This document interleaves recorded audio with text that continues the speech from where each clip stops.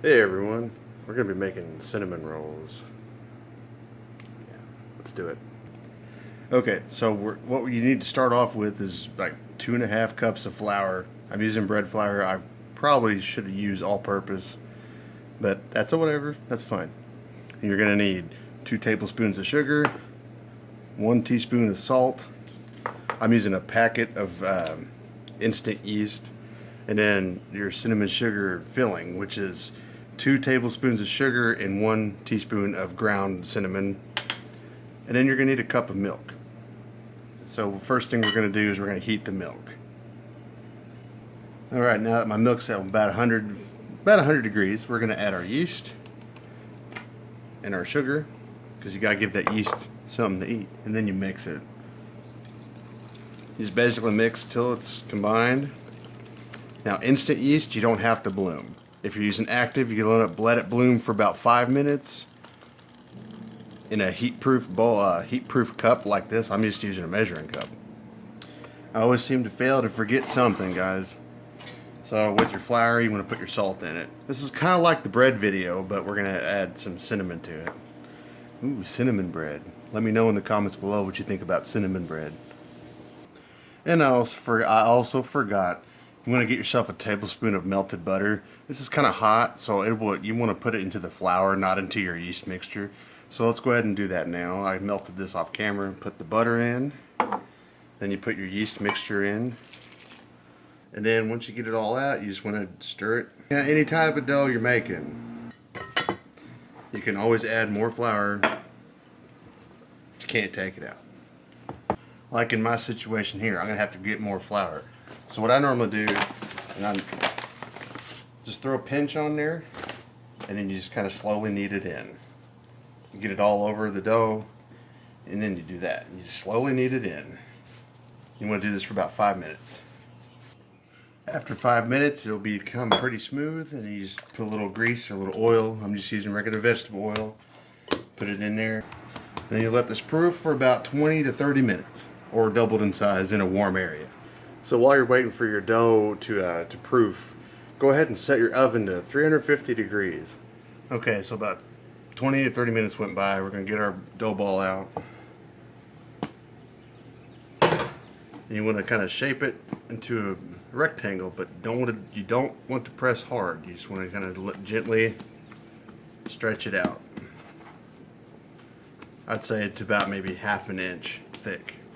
So we get that into a rectangle shape, like I said, man. And then I got me a tablespoon of softened butter here. You can put it in the microwave for like 10 seconds and it softens it up good enough. You don't want it too hard or cold or too wet. Kind of whip it around, make it soft like that, and just brush the butter on.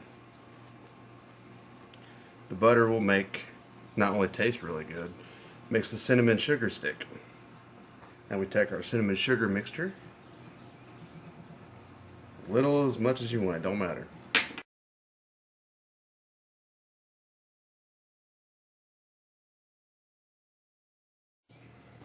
And then you take a pizza cutter and you cut about 1 inch, and then you'll place them on a big baking pan. You want to get a tall ones because they'll rise more. And then throw them in your oven.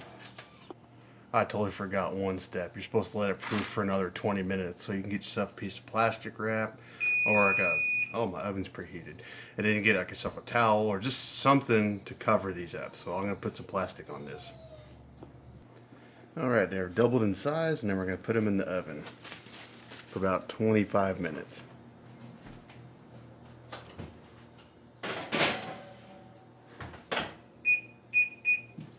Or until golden brown.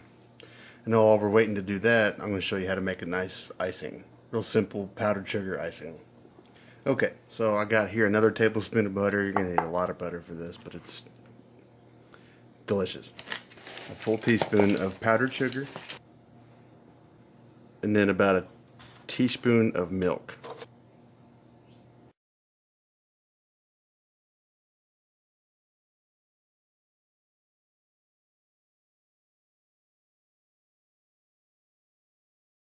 Okay, so I did have to put like a quarter of a teaspoon of powdered sugar into this, but it's now to my liking. And that's it. That's how you make that. Okay, we just came out of the oven. These things are nice and hot and they look absolutely delicious. What we're going to do is we're going to put them on a cooling rack and let them cool for about 10 minutes, and then we're going to put that icing on. So we'll see you then. Alright, they are cooled and they are ready to go.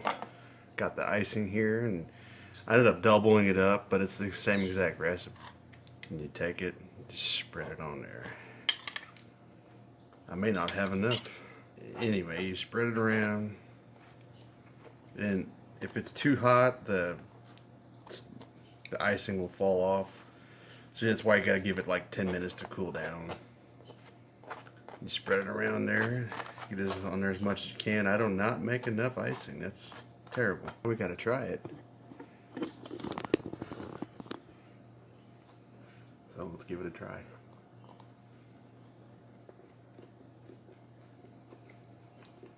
That's really good. The icing isn't very sweet. And I made it that way because there's already enough sugar in it as it is. So I hope you guys enjoyed, and I hope you follow this recipe, and I will see you guys next time. Bye.